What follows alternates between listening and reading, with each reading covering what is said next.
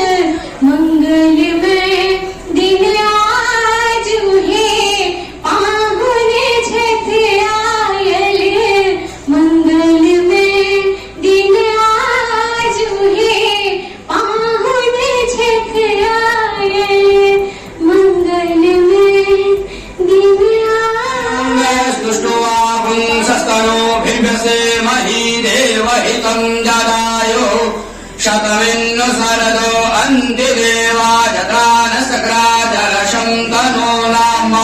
पुत्रासो यकपितरो भवन्ति मानो मध्यानिरिगतायुगन्तोः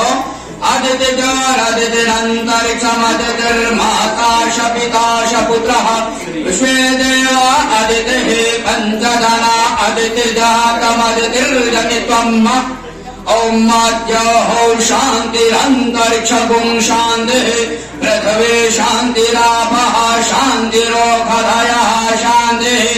वनस्पतयः शान्तिर्विश्वे देवाः शान्तिः ब्रह्म शान्तिः सर्वगुं शान्तिः शान्तिरेव शान्तिः सा मा शान्तिरेव।